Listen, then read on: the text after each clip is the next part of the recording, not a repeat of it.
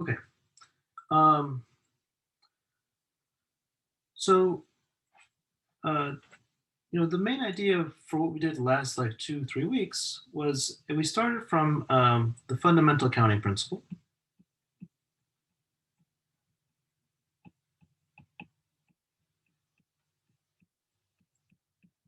So this is kind of it'll be a high level picture of everything that we've done. So you kind of see it. One thing I learned when I was in high school is this teacher told me when it was at this math program where they said, when you learn a concept or learn a series of concepts, it's really nice to zoom out and kind of see the whole thing as one big picture and see how everything fits together. So this will I'll try to kind of cover today. So we have the fundamental counting principle, and this helped us to solve things like count how many outfits Billy can make,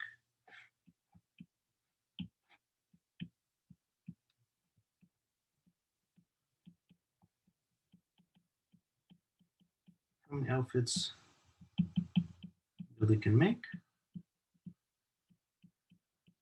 Um, you just have to take uh, the number of options for each category. For shirts,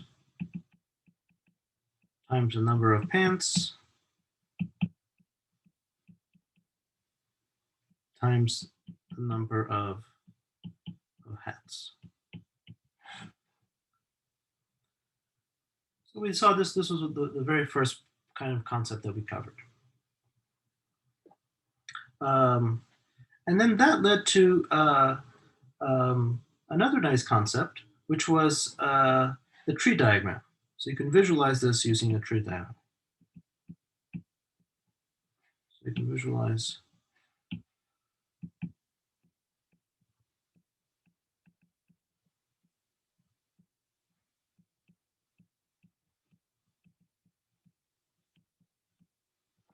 or I also mentioned this idea. You can think of the tree diagram as like a multiverse, where every time you choose an option or you have a set of options you can choose from, you can think of that as choosing each option there, creating that number of possibilities or that number of new universes. So if let's say you have, your so you have your red shirt. So this is the shirt. You have your shirt with red, green, or blue, and then your hat could be, you could have a hat 1, 2, 3, hat 1, 2, 3, hat 1, 1, 2, 3, for example. Okay. So far, thumbs up. Is that are there any questions on any of these kind of ideas so far? Okay, good. So next, we use this fundamental counting principle for the really important idea is to count how many ways there are to arrange. Count how many ways can we arrange a subgroup, or how many ways, let me rewrite it this way, how many ways can we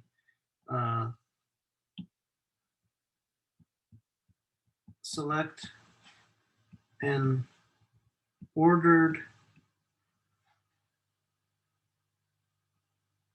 subset from a larger set?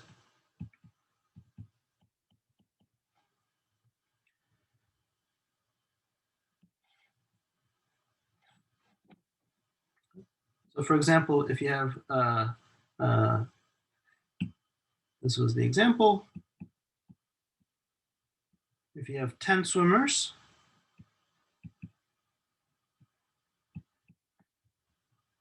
How many ways to give gold, silver, and bronze? Okay, you guys want to message me in chat really quickly what numbers you have to multiply to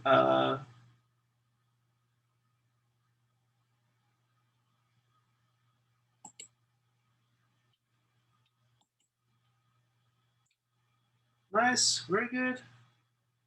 Nice, Gabby, nice, Angel. Nice, Olivia. And I really want to encourage you guys, nice. That only, just for the gold, silver, bronze, you only want to go 10, 9, 8. Nice, guys, excellent. And really, today's class is really supposed to be kind of a review. So ask me any questions. There's no question that's too silly or whatever, like something you don't understand. I really want to make sure that we're all on the same page. So this is 10, 9, 8. And the reason is because we care about how they're ordered, we kind of can put 10 people for the first place, 9 people. But once we pick that first place, we only have 9 people to pick from. So it goes 9 and then 8. And then we thought about, well, how about if you have 10 swimmers, another example. So another example is if you have 10 swimmers,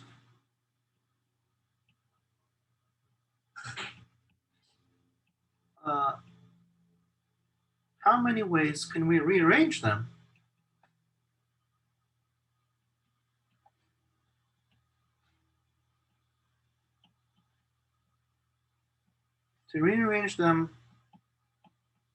in, instead of gold, silver, bronze, I'm going to actually give everybody a medal. A first, second, third, all the way to 10th place.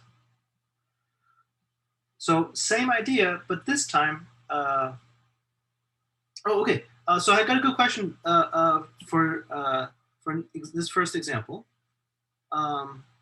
Why is this one not over 3 times 2 times 1? So this one I'm going to put in highlight here. Does anyone want to volunteer to explain why we don't want to divide this one by 3, 2, 1? We will do that in a second. But why for deciding gold, silver, bronze don't we want to do that?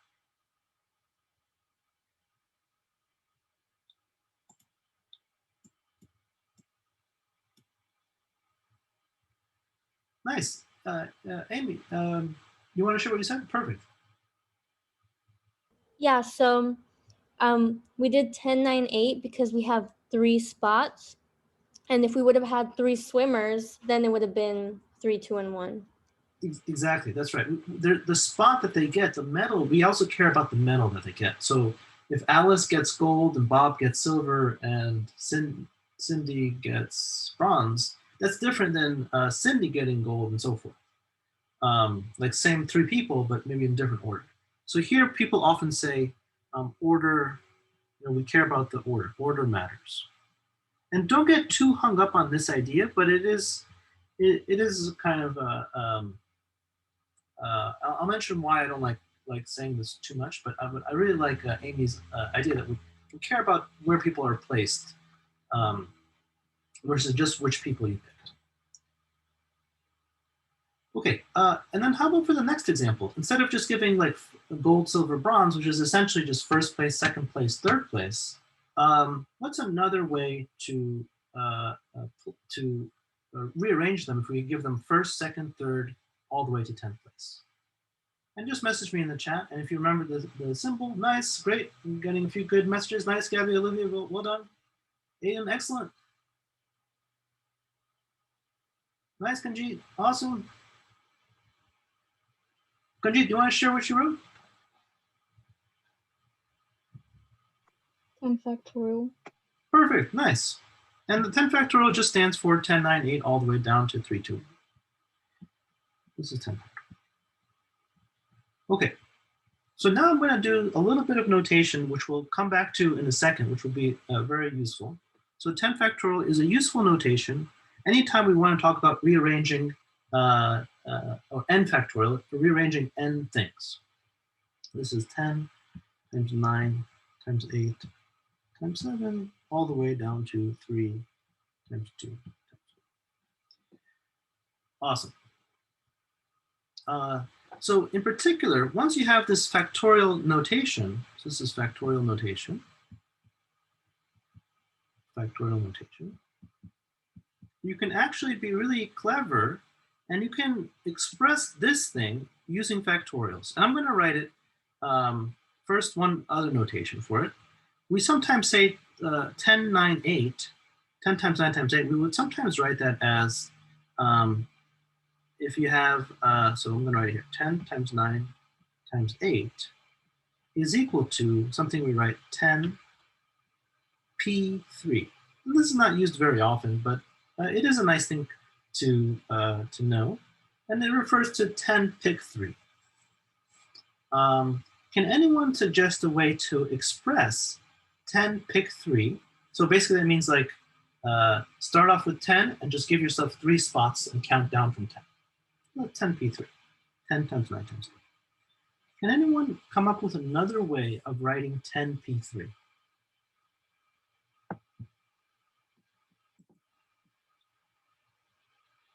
Using only factorials. There's a really clever and useful way to write 10 P3.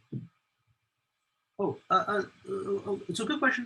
Lily, Diana, good question, and Allison also. So this is different than, this is just a notation. This is different than the C thing. This just has 10, 9, 8. It's just the numerator of the C, of the combination formula.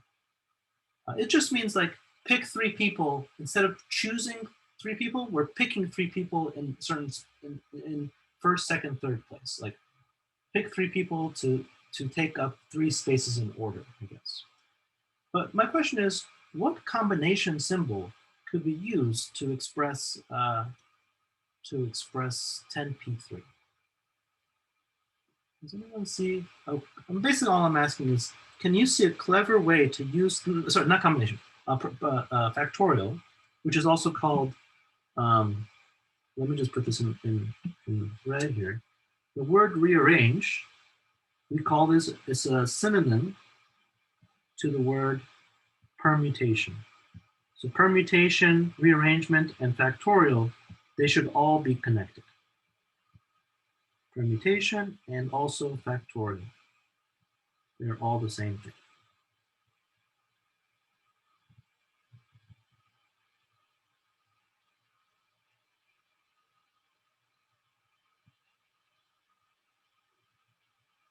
Oh, okay, Angel, yes, constant term in good.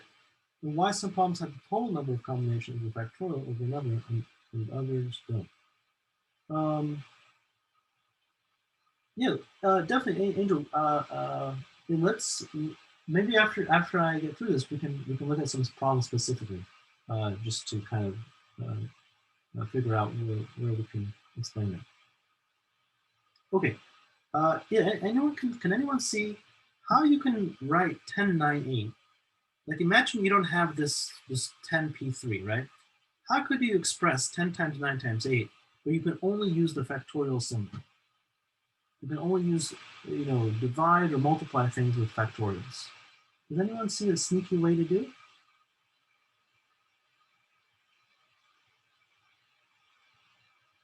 Nice. Angel, what did you say?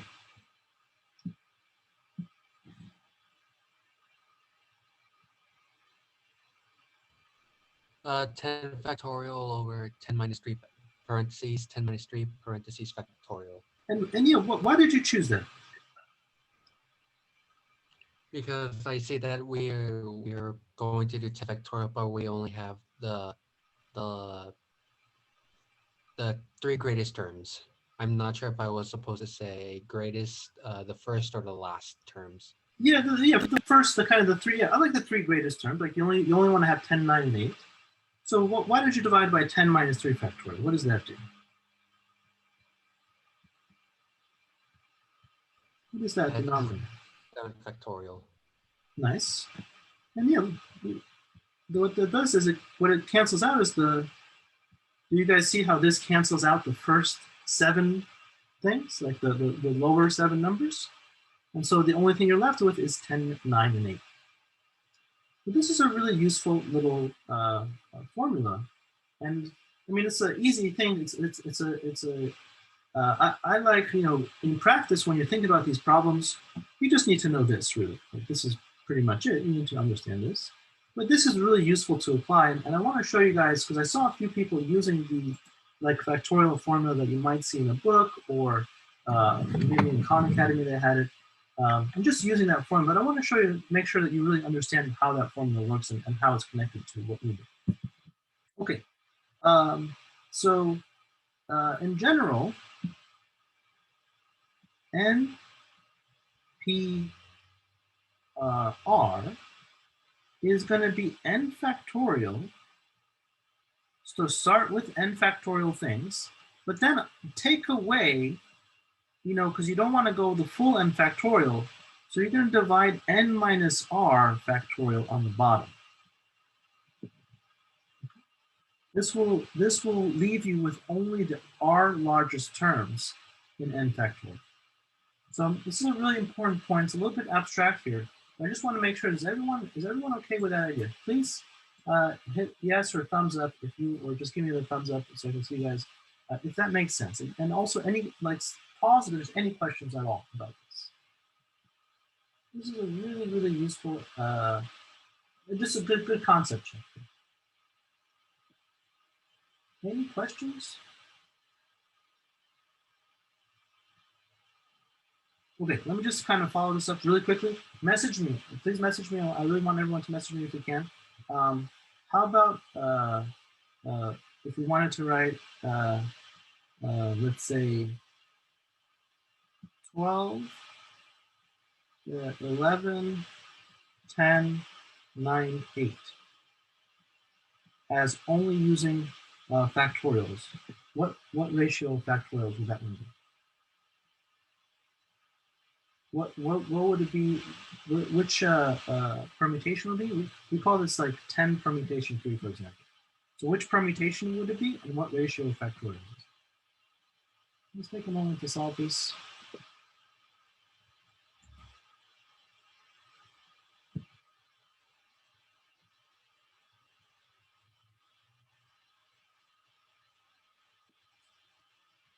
Very good. And which ratio of excellent, good. Nice, Amy.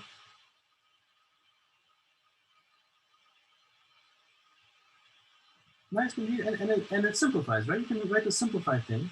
This is going to be, if you just count how many spots there are, there's 1, 2, 3, 4, 5 spots. This is like as if you have 12 swimmers, and you got to pick 5 of them, put them in the fifth places.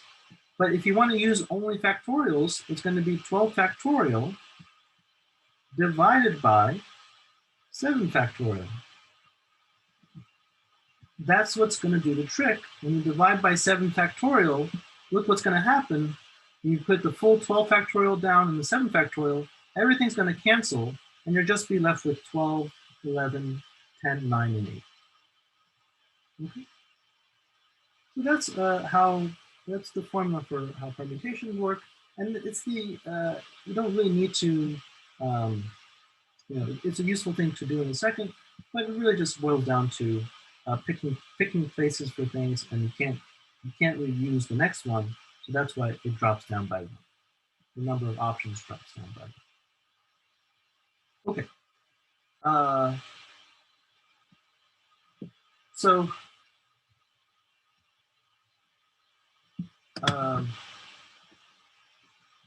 now I want to kind of change gears, and I want to talk about combinations.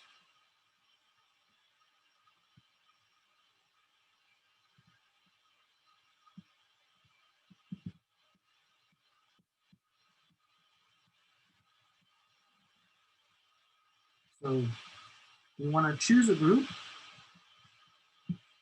Choose a group.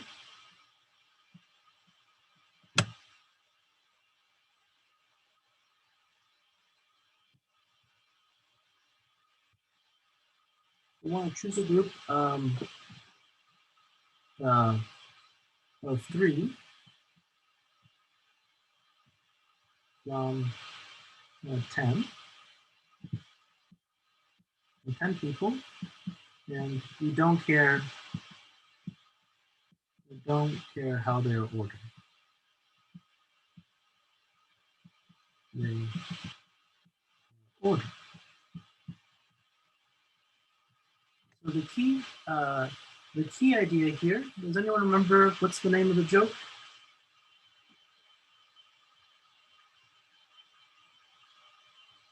The key to counting this efficiently?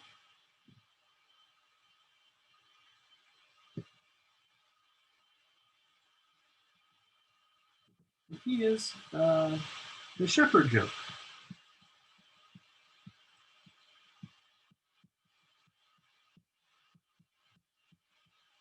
So to count a sheep, you count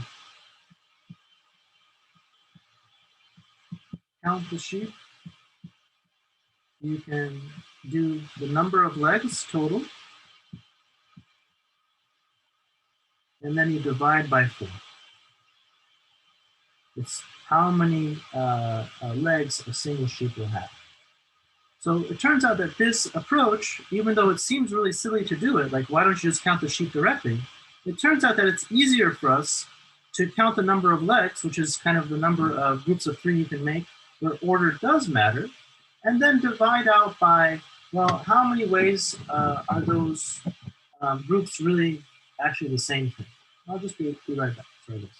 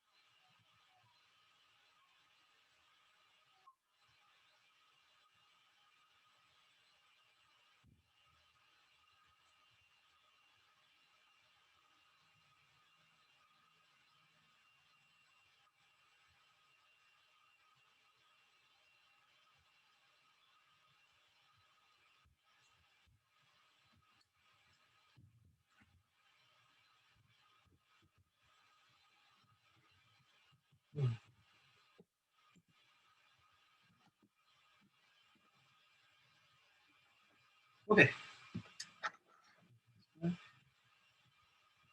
Um, so yeah, so in this case, we want to know how many ways there are to choose a group of 3 from 10. And we don't care this time how they're ordered. So the idea is we first count how many groups of 3 we can make where we do care how they're ordered. And we just did that. That was 10, 9, 8. So it was this idea, 10 C3 is equal to 10 times 9 times 8. But that counts Alice, Bob, Cindy the same as Cindy, Bob, Alice. So for example, this was count A, B, C, A, C, B, B, A, C, BCA and CBA and CAB, this would all be like the same intent. This would be counted differently in 720. This would be counted as 6 different entries, 6 different times in 10P3, but we want to count it as one thing overall. So I think of this as a single sheep. This is like a sheep with 6 legs. So the numerator is like the number of legs, and then I divide by the number of ways there are to rearrange those 3 letters, because I want to really consider those.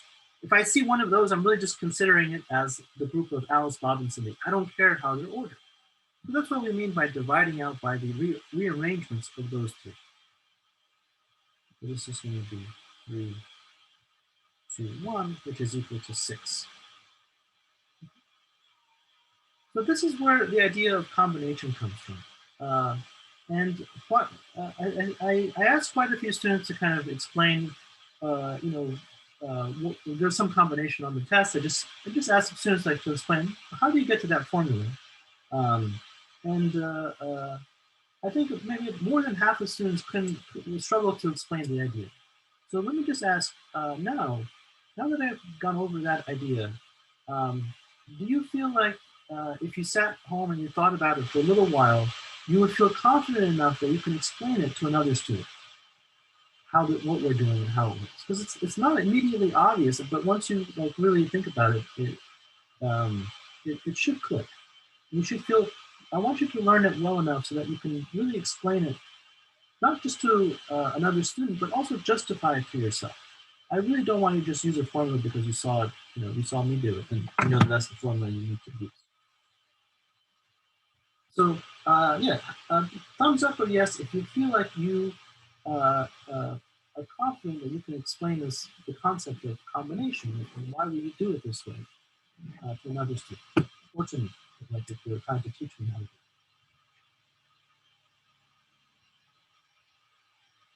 it. And also if you feel like you can't explain quite yet, let me know. Yeah. When I first learned this stuff, yeah, definitely. I went pretty fast there. I'll re-explain.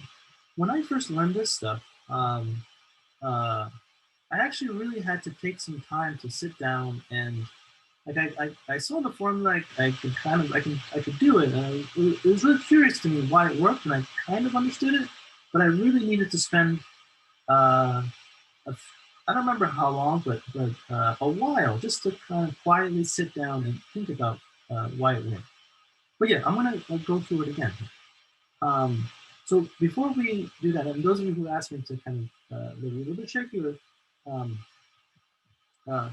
you guys kind of please message me again? Were you comfortable with this idea that our strategy for counting the number of sheep is to count the number of legs and then say, oh, hey, wait a second. I know that there's 4 legs in the sheep. So I'm counting something that's like way too big, but then I'm grouping them by 4s, so that's why I divide by 4. Is that a pretty simple concept? Awesome. And so keep that in your mind, okay? So if we want to choose a group of 3 from 10, right, where the order doesn't matter, well, we already solved this. We know how to solve a similar problem. We can pick 3 from 10 where the order does matter. That's, we know, is 10, 9, 8. But then you say, you know what? This is 720 different ways to give 3 people gold, silver, bronze, or pick 3 people in a row, first place, second place, third place.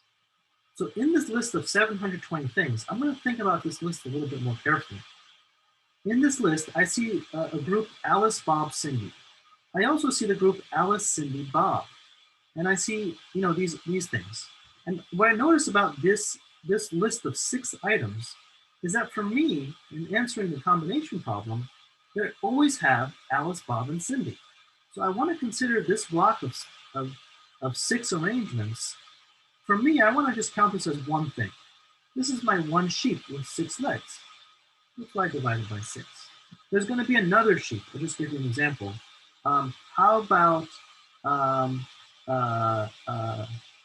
Bob, Dan, and Frank? That would be another possibility, right? And that would also show up exactly 6 times. So every group that I'm interested in counting shows up exactly 6 times in this list of 720 ways, which is the numerator, in this list of 720 ways to give 3 people a gold, silver, and bronze. So there's this BLB, FBB, FBB. I'm just kind of changing up the first letter and then swapping the other two to get all the possibilities. D, B, F, and D, F, B. And in particular, there's no other group of 3, there's no other arrangement of these 3 that has the letters B, D, F. We have all the possible ways to do it. So this group shows up 6 times, this group shows up 6 times, so every sheep will have 6 legs. So if I divide the numerator by 6, I get the actual number of groups of 3. What do you think? I had a few students message me. Did that help? Do you still feel like you need another example, or is that kind of, does that make sense? And I'm happy to do another example as well.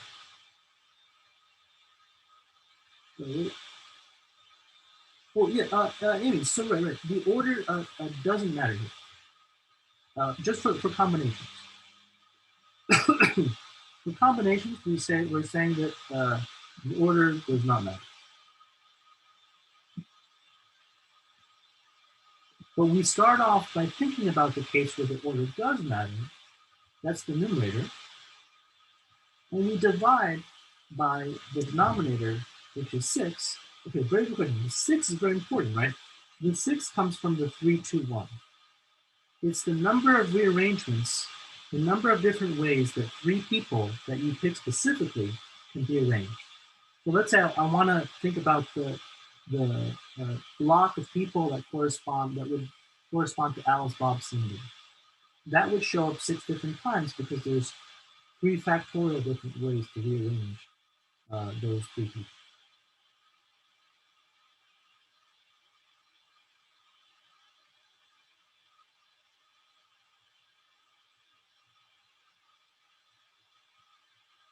Is that okay?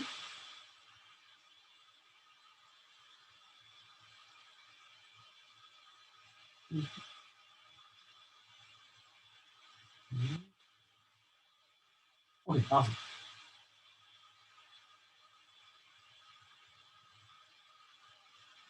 Great. Okay, so I want to show you how this ties. I saw a few of you using a formula that that I personally, when I do combinations, I really like to think of this because I'm concretely thinking of what I'm doing. The numerator is like assigning people where the order matters, and the denominator is divided by the number of legs that I have. So I can actually even think about the blocks of groups, like each thing represents a group. But now let's tie this in to what we just saw. Do you guys remember that? Do you guys remember that the numerator, and you'll see in a second, this ties into another really, really nice concept, which is really helpful for binomial theorem. Do you guys remember what formula we just used for 10 times 9 times 8? Who can tell me, and just message me in chat, what formula could we rewrite this 10 times 9 times 8? If we want to express it in factorials, and we just did. So let's see if you remember, what's a nice formula for this?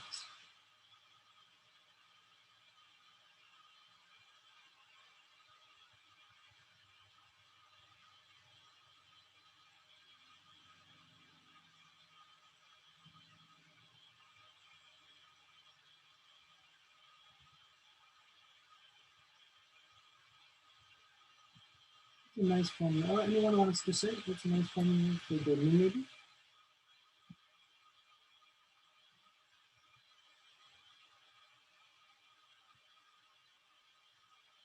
Nice. Hannah, what do you say? I said 10 factorial divided by 7 factorial. Awesome. So I'm just going to write that instead of 10 times 9 times 8. I'm just showing you this so that you can see where another formula comes from. And it's going to link to another concept, okay? So I'm going to write it like this, 10 factorial divided by 7 factorial. And in the denominator, I'm going to do 3 factorial.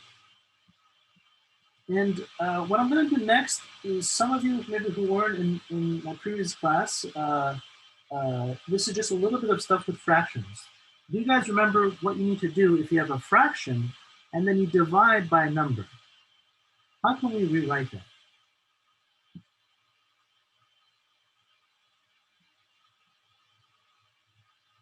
So dividing by 3 factorial is like multiplying by 1 over 3 factorial, and this is a fraction itself. So I encourage you also to, if you have a chance to think about why these fractional rules work, if you have any questions about fractions, don't hesitate to reach out to me. I'm happy to, so maybe just put a note here. If you're confused about what I'm about to do, ask me in office hours. Please ask me, but I don't want you to be confused, and I can give you some nice insights into why this works, and I encourage you to think about it.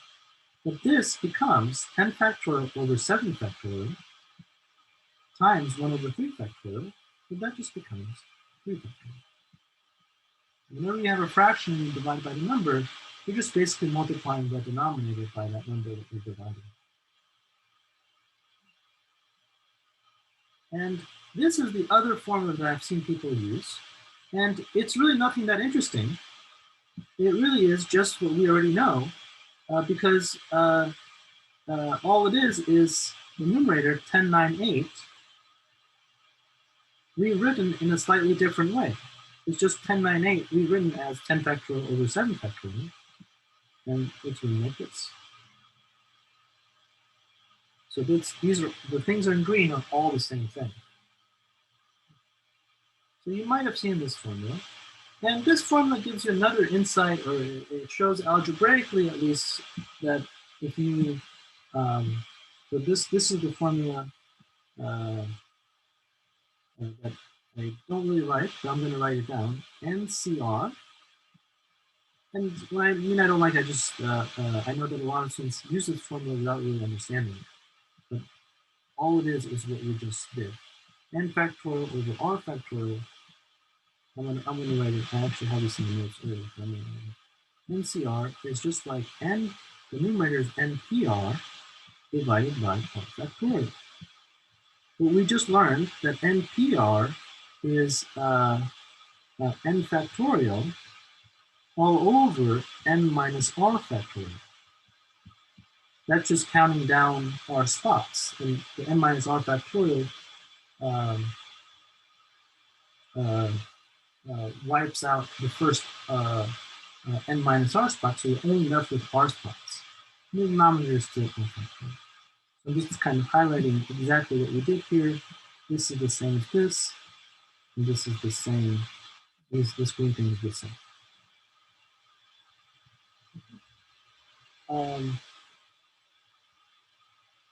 And so we have some good questions here. Is it because you're still dividing by 10? So it looks if you need it. I'm a little bit confused by that. Oh, yes. Okay, let me do the fraction thing here because I think it's really important. So let me just kind of think about this, okay? If you have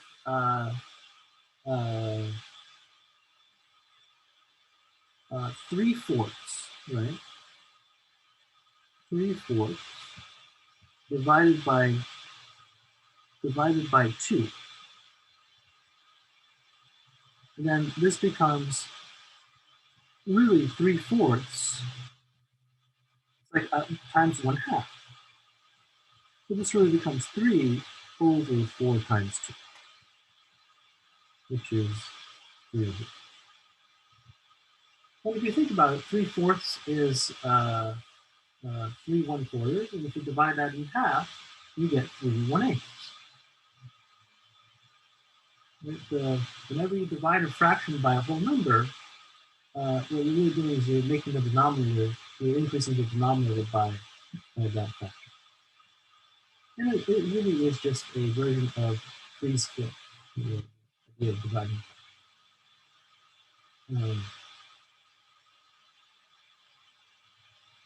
Is that okay? Does that explain this kind of communication? Awesome. So that's just a little thing of fashion. Uh, um, the C and the P are different, right? This is really important. C means combination, where order, I just care about the groups of people. I don't care how they're ordered. P is different. P also picks groups, the same groups, but if you rearrange them, it counts as a different thing that you're counting. So NPR is like the 1098, just like it's like gold, silver, bronze. NCR is like movie tickets. So maybe I'll write here. Um, in, this is like movie tickets, or just inviting friends to a movie. This is like friends to a movie, and this is like this one is this is like a gold, silver, bronze. Giving three people gold, silver, bronze. And it matters who gets gold, silver, bronze. Obviously, the swimmers would really care if if they didn't get gold or something else. But if you give your friends a movie ticket, like they don't really care who got called up first to go to the movie. Okay, questions so far?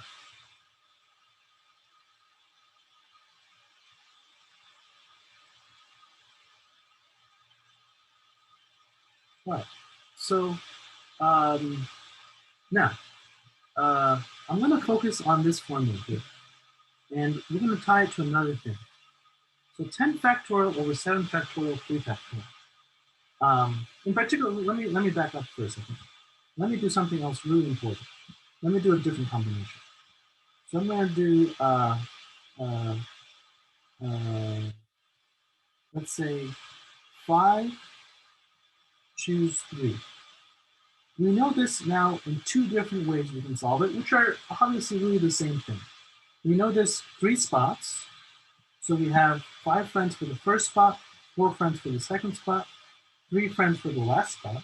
But because it's combination, we want to make sure we divide by 3 to 1, which is 6, because we want to we don't want to count them when they're just ordered differently. But on the other hand, we learned that we just saw that this is equal to 5 factorial divided by 3 factorial. But because I have a full 5 factorial in the numerator, I have to divide out by 2 factorial in the denominator. Now, does anyone recognize what this formula is connected to? There's a type of problem that we did where formulas like this would show up. Does anyone remember? Is it the different colored car problem? It's very Like where there's 3 red, 3 blue, and 2 yellow, and you can't have the yellow together? Exactly, it's that problem. But what about the problem that we used to solve that one? Remember the one with the state?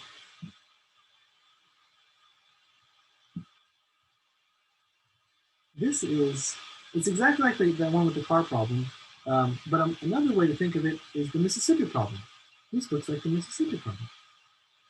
So I want to show you now, and I kind of mentioned this, but maybe I got a little bit lost, that there's actually 2 ways to interpret. Nice, Archer, yes. There's 2 ways to interpret combination. One is think of the ways NPR divided by R factorial. The other is really useful as a version of the Mississippi problem. In particular, this 5 factorial over 3 factorial, 2 factorial, similar to kind of the same idea with the sheep and the legs, is the number of ways you can count. This is the number of ways, number of distinct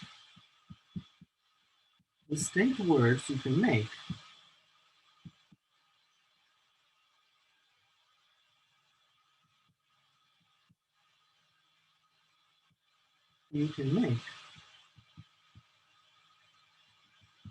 with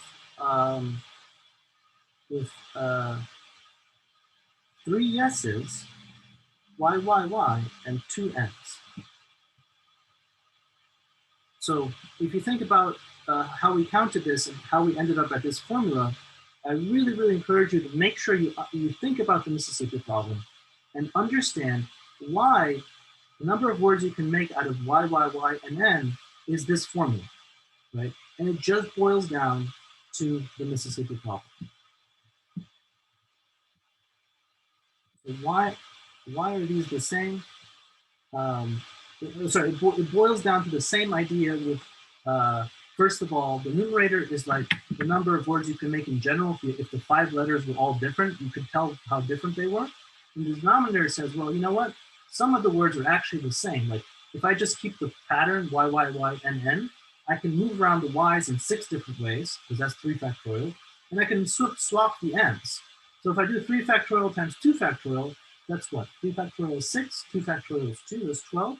So there's 12 different words. If I just jumble up the letters and just count them all, like all the different ways I can jumble up the 5 letters, I'll see 12 different ways that y, n specifically will show up. But to me, that's the same exact word. So I want to divide by like the 12 legs to get the actual number of words, distinct words. So I rushed through that, but definitely take the time to think about that a little bit. But now I want to make a really important and easy connection, but this is really important in counting. How can we connect the number of words you can make with 3 letters, 3 y's, and 2 n's with inviting your friends to go to the movie theater? So this is called finding a one-to-one correspondence. Can anyone explain how they connect?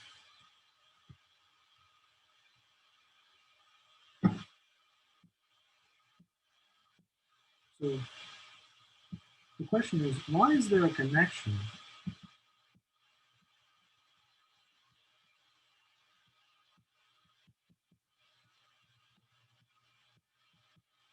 between inviting 3 friends to go to the movie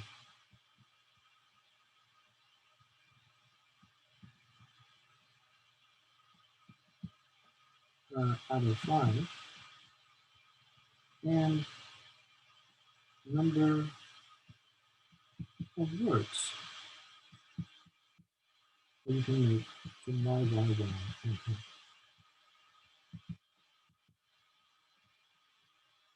Anyone kind of volunteer to give the connection? And there's a really simple way. So the idea when we talk about this is a really nice idea in counting. When we look at things in 2 different ways, and we say, okay, well, every time I do this, I'm actually talking about this thing.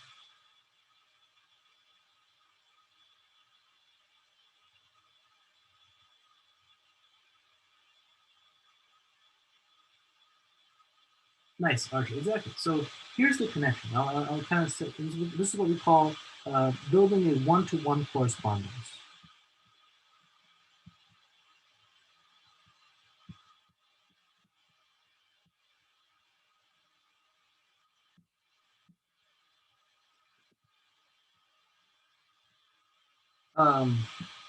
So on the one hand, I can have a few friends. I can have Alice, Bob, Cindy, Dan, and Evan. I have 5 friends.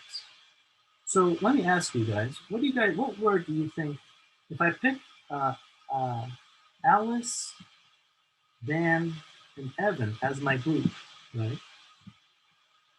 What would be a good word that would represent that group? And Archer, yeah, exactly right. It's exactly like the other one. How could I encode that group using a word? Yeah, exactly. How can I use the y, and n word to express that I want to invite Alice, Dan, and Evan?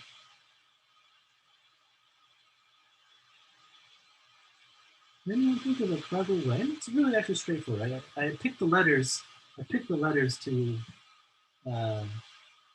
To a way that you can think of one word that would represent Alice, Dan, and Evan, and a really simple rule, to have a word. Each group of 3 could be represented with a word. Anyone, can anyone think of that word? And how it would be spelled?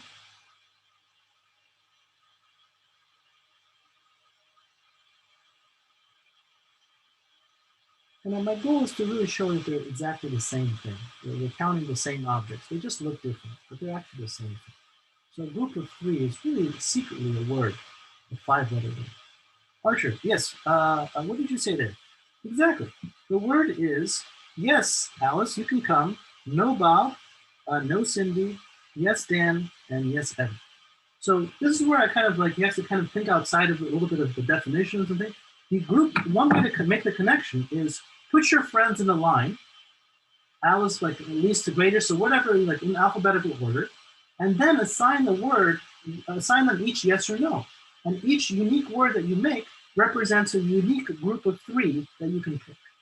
So let's go backwards.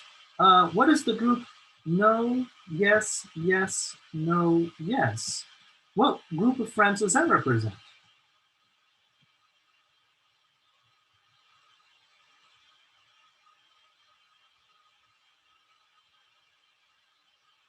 Excellent. Archer, that would be Bob, Cindy, and Evan.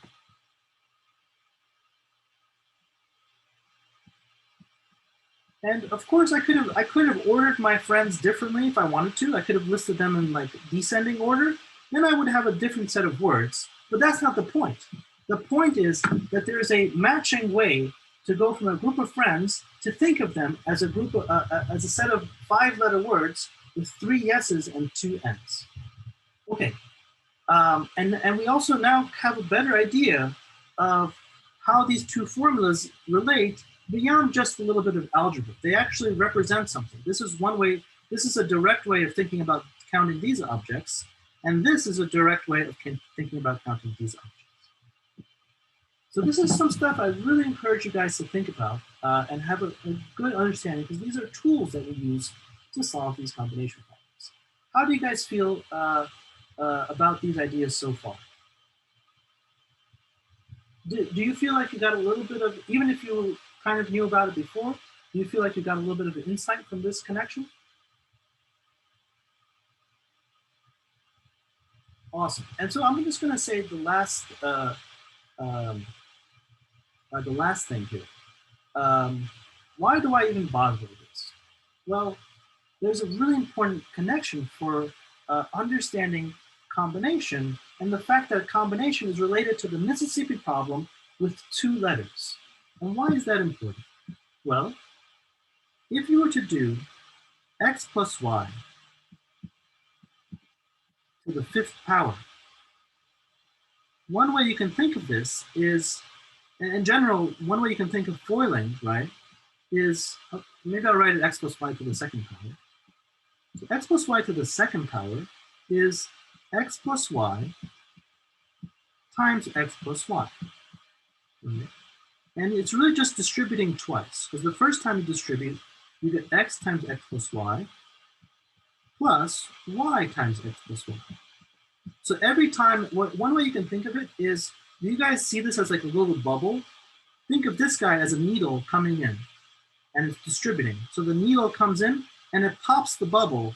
So you have x getting there and then you have y. Then these bubbles pop, and so what you're left with is xx, xy, yx, and yy. And we know how that flows out, right? That's x squared plus 2xy plus y squared. And there's another neat way to think of it, like this. You can do xy as a tree. So first, pick the path that you want to go down. You want to pick x or y, or you want to pick like x or y that you want to work with first to get all the terms in the expansion. After you pick x, let's say, then you're over here. Then you have to decide, do I want to pick x or y? So it's like this. So you get x or y, x or y. And if you look at what you get here, you have x squared, xy, you have yx, and you have y squared.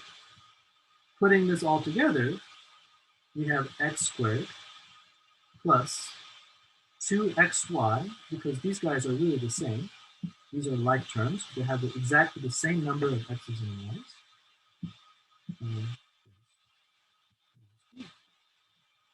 That's the expansion of x plus y squared. Now, if you were to consider doing that with x plus y to the 5th power, what you would observe is that, well, x plus y to the 5th power, you could do the same tree, but it would have a bunch of layers, and it would have, at the end, instead of this, you would have a bunch of 5-letter words. So you would be like xy, I'm not going to draw it out, xy, xy, this level, that's 1, 2, 3.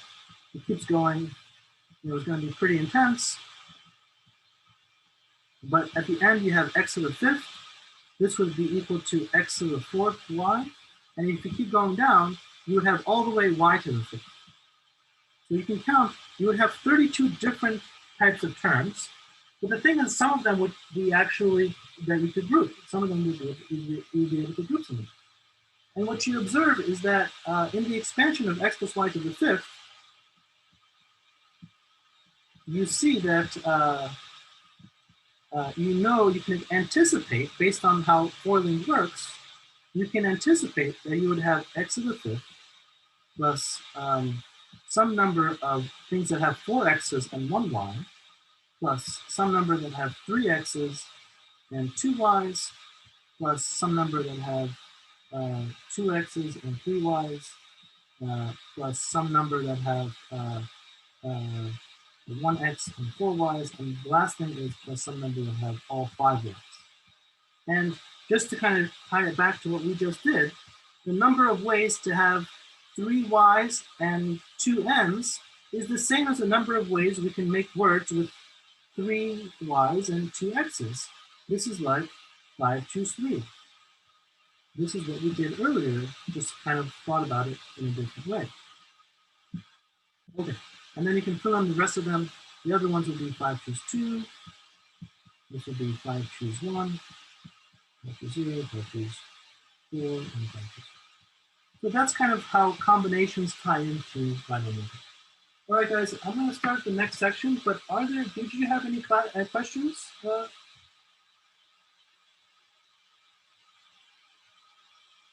Okay, yeah, hopefully that helped a little bit. Let me know, please shoot me an email if you'd like to talk about your examples. If you haven't, I definitely would like to talk with you. So, and if you can set up some times, maybe close to 1:30 or before 2. If you have class after then, we could do something after 4 o'clock. All right, guys, I will see you next time. Bye. Thank you. Bye. Thank you. Bye.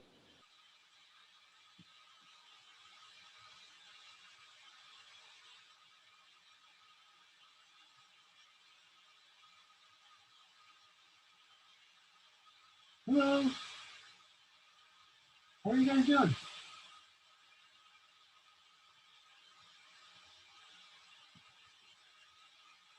Sorry, we got a little bit late there.